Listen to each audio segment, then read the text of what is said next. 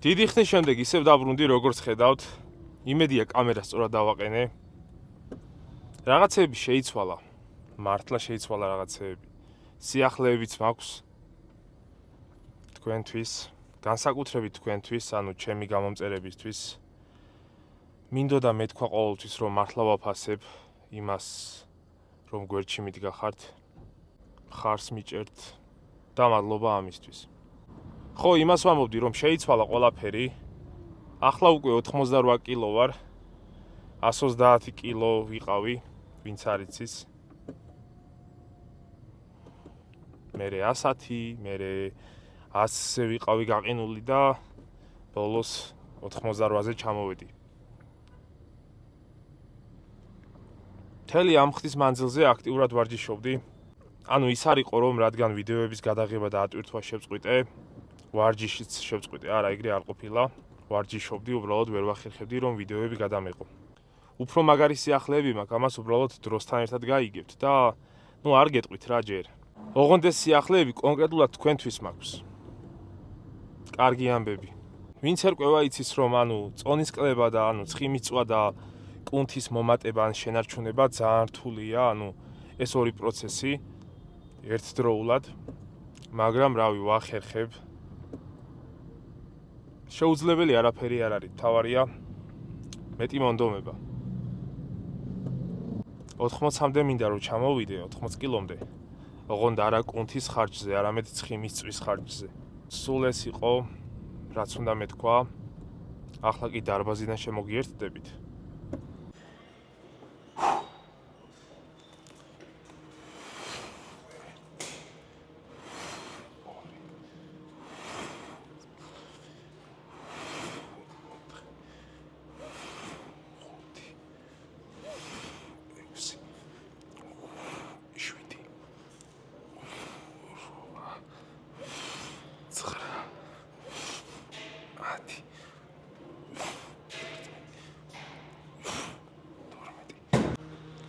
ხო, მართლა დასაწყისში არ მიხსენებია. გახურება მნიშვნელოვანია ძალიან რა. იმიტომ რომ სახსრების შიდა ზედაპირზე გამოიყოფა სინოვიური სითხე. რაც ამცირებს ხახუნს რა. ძვლების ხახუნს და ნაკლებად ტრავმული იქნება ვარჯიში. გახურების დროს სისხლის მიმოქცევას იზრდება.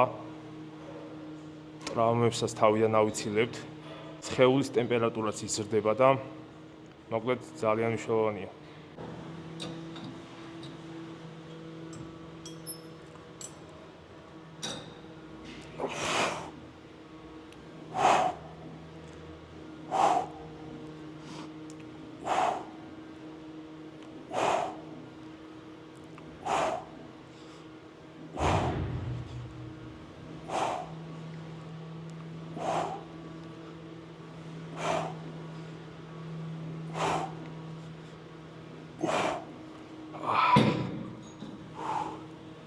ეგა წინაზე შედარებით უფრო ძიმე მწონებით ვარჯიშობ.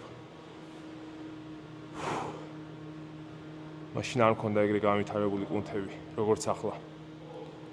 ახლაც არა რაღაც საოცარი, მაგრამ იმასთან შედარებით, რა შედარება.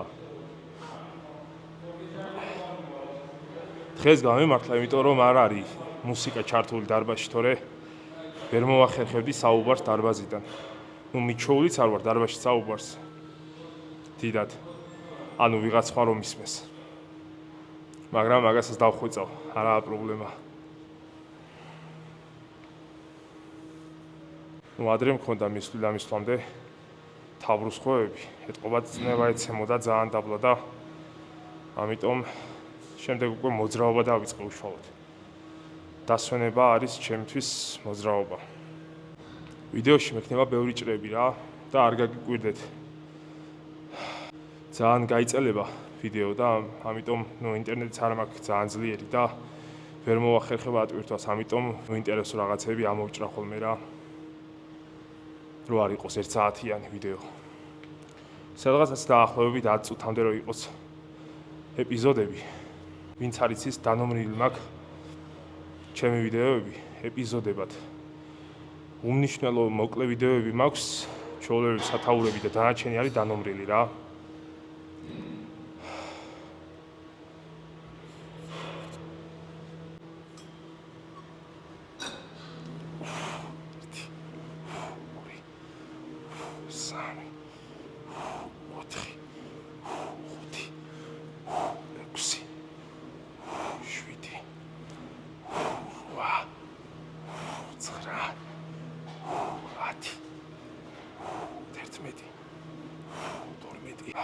ვეცდები რომ კვირაში 3 ვიდეო მაინც დავდო ჩემი პროგრესის მოტივაციური ვიდეოებიც იქნება გარეთ ცირილში ანუ ვინც არის იცის იმასაც ვიტყვი რომ ანუ ვაპირებ ულტრამარათონის ჩატარებას ანუ სადაც ერთადერთი მონაწილე მე ვიქნები ანუ ორგანიზატორიც მე ვიქნები და მონაწილეც მე ვიქნები რა ძუნძულით რო გავიარო 352 კილომეტრი ამას ვაპირებ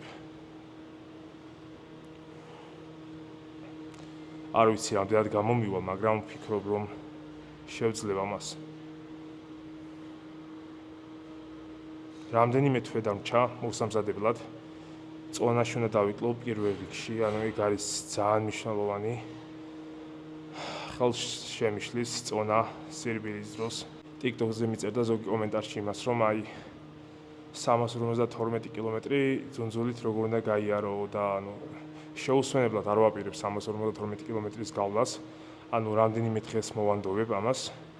ნუ, შიგადაშიგ იქნება სიარულიც, ძუნძულიც, სირბილიც, მონაცვლეობით რა, ეს ყველაფერი. ანუ ერთ ბაშად, ანუ ასე ძუნძულით გავირბინო 352 კილომეტრი, ეგრე ვერ გავაკეთებ, უბრალოდ იქნება შიგადაშიგ შესვენებებიც, სირბილიც, ძუნძულიც და ასე შემდეგ.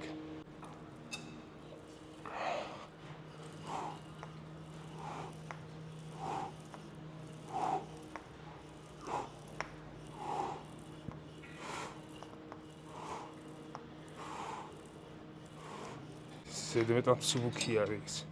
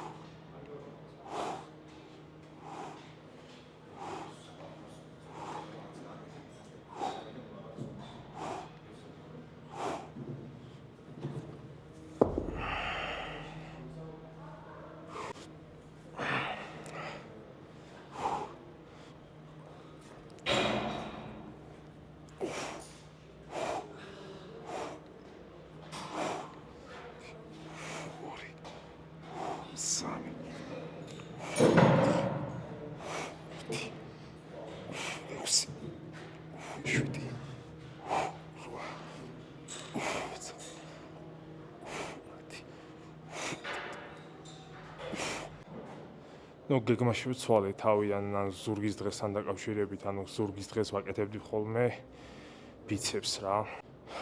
სულ ეგ ცვლილება იყო.